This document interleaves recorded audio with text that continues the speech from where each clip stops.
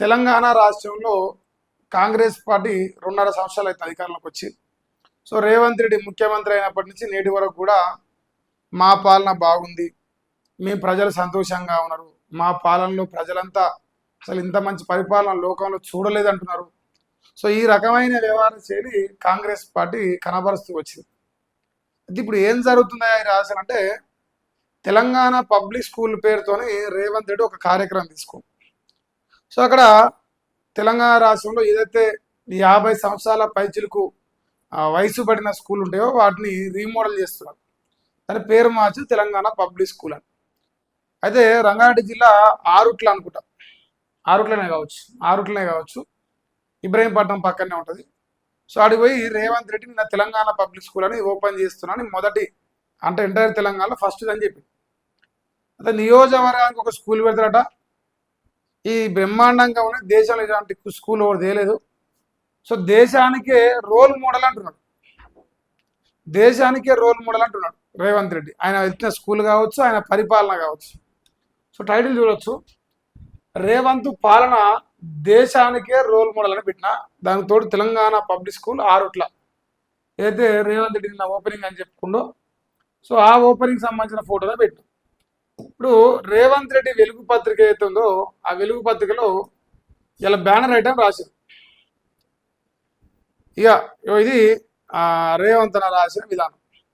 Telangana public school దేశానికే role model, నియోజకవర్గానికి ఒకటి ఏర్పాటు చేస్తామని సీఎం రేవంత్ రెడ్డి చెప్తున్నాడు.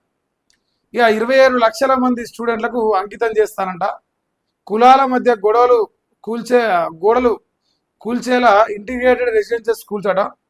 ప్రభుత్వ బడుల్లో చదవడం నామోషి అనే ఆలోచన పోవాలట. విద్యారంగానికి బడ్జెట్లో 8.5% నిధులు ఇస్తున్నట. ఇది ఖర్చు కాదు, భవిష్యత్తుకు పెట్టుబడి అట. 687 కోట్ల స్కూలు కిట్స్ టెండర్లలో 3,000 కోట్ల అవినీతి ఎలా సాధ్యమైంది? ఆ తాటి చెట్టులా పెరిగిన మేధావులకు మతి భ్రమించింది. ఈసారి ప్రతిపక్ష హోదాకు కూడా ఉండదని కామెంట్ చేసి ఆరులో తెలంగాణ పబ్లిక్ స్కూల్ను ప్రారంభించిన సీఎం రేవంత్ రెడ్డి. సో ఇది యాక్చువల్గా రేవంత్ రెడ్డి ఆయన పేపర్లో రాసుకునే విధానం. దేశానికే రోల్ మోడల్ ఎట్లా అనేది నాకు ఇంత విచిత్రంగా ఉన్నది. అంటే మనం గొప్పగా పరిపాలిస్తే చెప్పుకోవచ్చు దేశానికి రోల్ మోడల్ అని.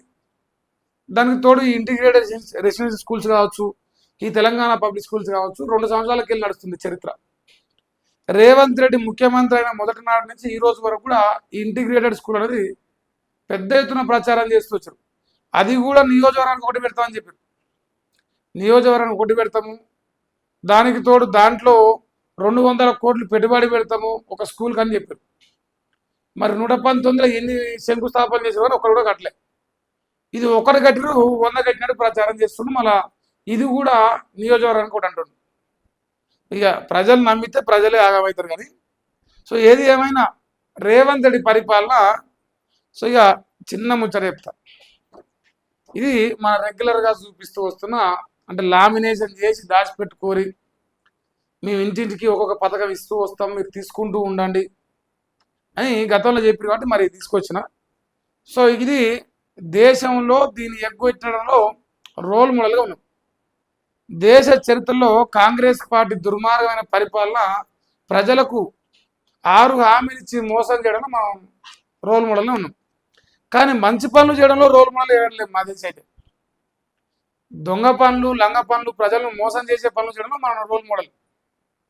కానీ ప్రజలకు మంచి పరిపాలన అందించడం, నిరుద్యోగులకు ఉద్యోగాలు ఇవ్వడం, రైతులకు వాళ్ళకు సంబంధించిన అవసరాలు తీర్చడం, లేదు ఇట్లా విద్యార్థులకు పుర్ల బువ్వ పెట్టకుండా ఏం లేవు. మనకి లంగ పనులు చేసుకుంటూనే ఉన్నాం.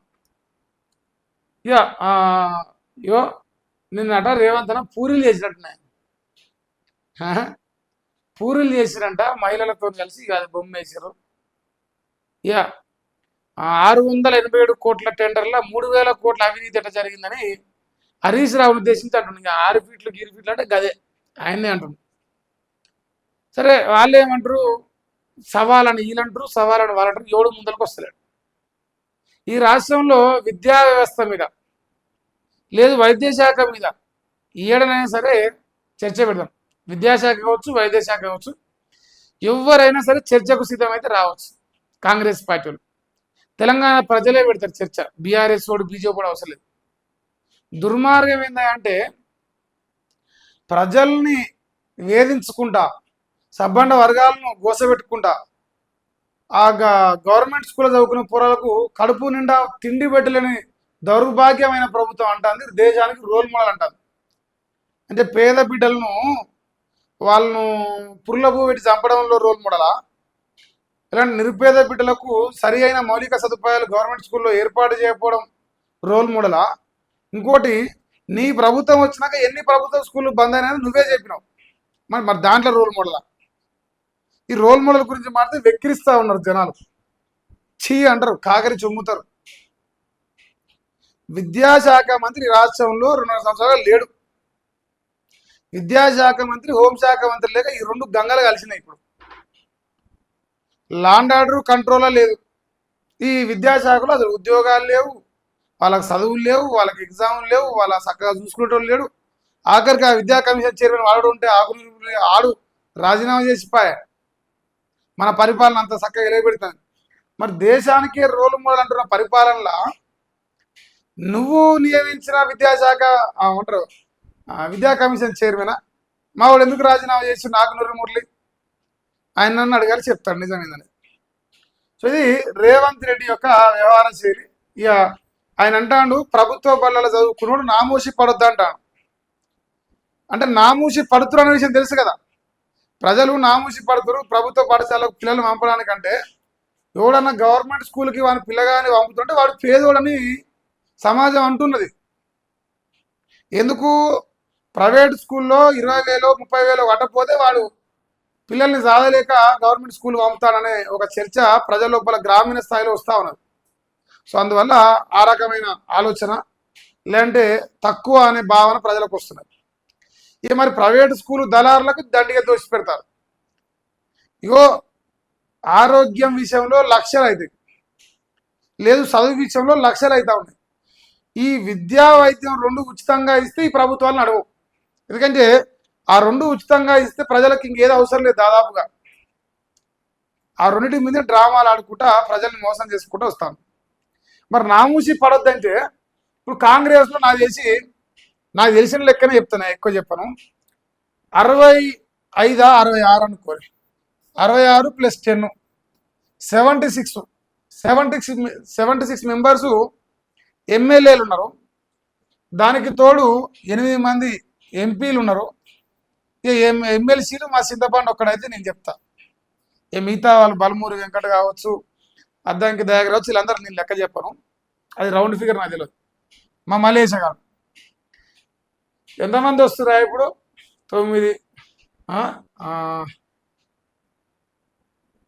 76 84 85 మంది మీ పిల్లలను లేదంటే మీ మనవళ్ళను మీ మనవరాళ్ళను, పిల్లలు ఉంటే పిల్లలు, మనవలు ఉంటే మనవరాలు ఎవరైనా సరే మీ రక్తం పంచుకొని పుట్టిన పిల్లలను మీరు ఫస్ట్ నామూసి పడకుండా, ఇదే రాసిన నామూసి పడకుండానే దొరకలేదు. ఇగో నామూసి అనే ఆలోచన పోవాలంటున్నావు కాబట్టి నువ్వు కూడా నామూసి పడకుండా నీ మనవాన్ని పంపు గవర్నమెంట్ స్కూల్కి. బచ్చాన ఆయన రేపు మనవలను పంపుతాడు. ఉన్న మంత్రులు, ఎమ్మెల్యేలు, ఎంపీలు వాళ్ళ మనవలను, మనవరాలను, కొడుకులను, వాళ్ళ పిల్లలను పంపురి. మీరు అంటే ఇప్పుడు ఏదైనా నీతి వాక్యాలు చెప్పాలి సంసారం లెక్క అంటే నువ్వు ఫస్ట్ దాన్ని పాటించాలి. దాన్ని పాటించి పక్కనోనికి నీతులు చెప్పాలి. నువ్వేమో లక్షలు పెట్టి ఫీజులు పెట్టి ప్రైవేట్ స్కూల్ పంపుతావు నీ పిల్లల్ని. అంటే నువ్వు ఎమ్మెల్యే అయినావు, లేదా నువ్వు మంత్రి అయినావు, నువ్వు ముఖ్యమంత్రి అయినావు అంటే రేపు నీ పిల్లలు కూడా ఎమ్మెల్యేలో, మంత్రులు, ముఖ్యమంత్రులు కావాలంటే నువ్వు ప్రైవేట్ స్కూల్ పంపించి మేధావులుగా తీర్చిదిద్దుకుంటున్నావు. మరి నువ్వు గవర్నమెంట్ స్కూల్ చదువుతున్నాయి కదా ముఖ్యమంత్రి అయింది.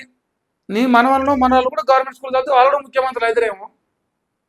ఆనాటి విద్యా వ్యవస్థకు ఈనాటి విద్యా వ్యవస్థకు నక్కకు నాగులకున్న పరకున్నది. అందుకే కదా కష్టమైన నష్టమైన పేదోడు పిల్లలను గవర్నమెంట్ స్కూల్ పంపకుండా ప్రైవేట్ స్కూల్ పంపేది. నామూసి గురించి మాట్లాడితే ఫస్ట్ మీరెందుకు ప్రైవేట్ స్కూల్లో పంపుతారు? ప్రాది బోకిరిజ్జు ఒక్కొక్క దాంట్లో 6 లక్షలు, 5 లక్షలు, 10 లక్షలు ఫీజు కట్టి ఎందుకు పంపుతారు? ఎవడైనా సరే నా జీవితం నాశనం అయిపోయినా సరే ఇలా తల్లిదండ్రులకు ఏకైక లక్ష్యం ఏంది ఈ రాష్ట్రంలో ఈ దేశంలో ఎన్ని కష్టాలైనా భరించని నా పిల్లవాడిని ప్రైవేట్ స్కూల్ చదివితే మేధావిలా తీర్చిదిద్దాలి. నా బతుకు నాశనం అంటే నా కొడుకు బతుకో నా బిడ్డ బతుకు నాశనం కావద్దని ఒక పేదోడు అనుకుంటున్నాడు. ఆ విషయం గ్రహించిన దళారులు ప్రైవేట్ స్కూల్ పెట్టి దండిగా దోసుకుంటున్నారు పేద ప్రజల దగ్గర చదువు పేరుతోనే. ఈ సంసారం మాటలేం పొడుగు పొడి చెప్తాడు. మనం చేసి చెప్పాలి కదా ఫస్ట్. ఇక దేశానికి రోల్ మోడల్ అంటే ఇక నాకు తెలియదే అది, మీరు చెప్పురి. నేనైతే నమ్ముతలేను దేశానికి రోల్ మోడల్ అంటే.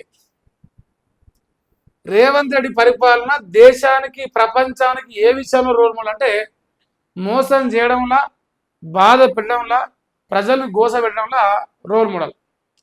ఇక మంచి పనులు చేయడం రోల్ మోడల్ అంటే నాకు తెలియదు, అది నేను చూడలేదు ఎప్పుడు.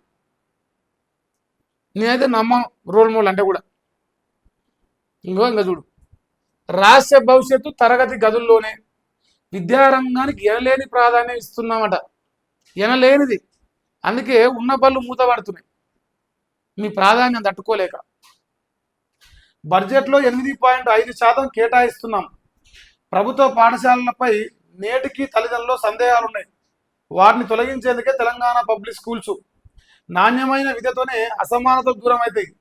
కులాల అడ్డుగోడలు కూల్చేందుకు అన్ని వర్గాల విద్యార్థులకు కలిపి అంతర్జాతీయ స్థాయి స్కూల్స్, క్రీడలకు ప్రోత్సాహం, ఉద్యోగ నైపుణ్యాల శిక్షణ 6లో అన్నగారు ఓపెనింగ్ చేసింది. సో నేను ఒకటి కోరుకుంటున్న కాంగ్రెస్ ప్రభుత్వంలో, ప్రజల్ని సంతోషంగా ఉంచండి, ప్రజల్ని బాధ పెట్టకండి, ప్రజల్ని కోసపెట్టడానికి పెట్టకుండా ఉండడంలో మీరు ఒకవేళ అడుగులు వేస్తే దానికి మేము సహకరిస్తాం. రాజకీయాలకు అతీతంగా, పార్టీలకు అతీతంగా. కానీ ప్రజల్ని కోసపెడుతూ, విద్యార్థులను కోసపెడుతూ, నిరుద్యోగులను కోసపెడుతూ మీరు దొంగ మాటలు ఎత్తే ప్రజలు మీరు సాధించరు. ఇది నేను చెప్పదలుచుకున్నాను.